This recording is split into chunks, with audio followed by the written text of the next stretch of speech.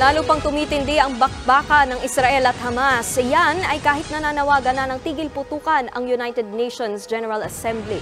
Nasa frontline ng balitang yan si Brian Basa. Sunod-sunod na pagpapalipad ng mga rocket na sinundan ng pag-alingaw-ngaw ng mga sirena.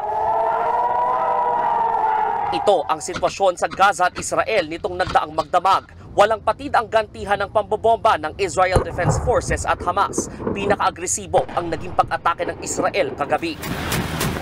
Inilabas ng Israel ang bagong footage ng pagpapasabog ng kanilang warship sa command center ng Naval Forces ng Hamas. Napatay raw sa operasyon ang isang leader ng Hamas na kasama sa nagplano ng October 7 attack. Pero hindi raw dyan natatapos ang kanilang opensa, lalo't may hospital compound daw sa Gaza na ginawang underground hideout ng Hamas.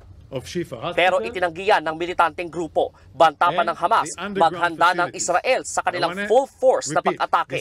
Sa pagpasok ng gera sa ika-4 na linggo, pumalo na sa higit 8,800 ang kabuuang bilang ng mga napatay sa gera. Pinakamarami ang mga Palestino sa Gaza na higit 7,300 na. Nasa higit 1,400 naman ang namatay sa Israel at may 110 sa West Bank. Nananatiling hawak ng Hamas ang higit 200 hostage. Wala raw silang balak palayain ang mga bihag hanggat walang ceasefire. Ang United Nations naman nag-adapt na ng resolusyon para manawagan ng agarang tigil putukan sa pagitan ng Israel at Hamas. Pero ang Pilipinas, kabilang ang ilang kaalyadong bansa ng Amerika, nag-abstain o hindi bumoto.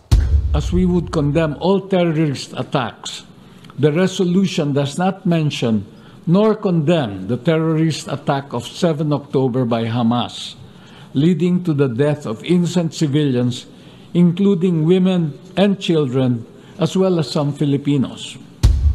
Dito naman sa Pilipinas, puspusan pa rin ang paghahanap ng Department of Migrant Workers sa 2 OFW na nawawala pa rin sa Israel. Wala pa rin schedule ang pag-uwi ng mga labi ng 3 Pilipinong nasawi.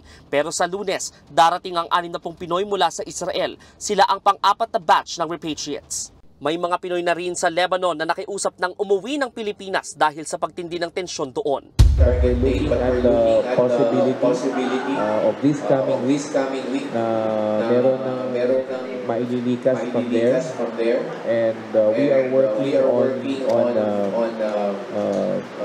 the rest coming week. So as soon as possible time tayo sa Lebanon. Nagbabalita mula sa Frontline, Brian Basa, News 5. Mga kapatid, Nikki de Guzman po. Iba na ang may alam at may pakialam sa panahon ngayon. Para sa tuloy-tuloy na balitaan sa Frontline kahit weekend, mag-follow at mag-subscribe sa social media pages ng News 5.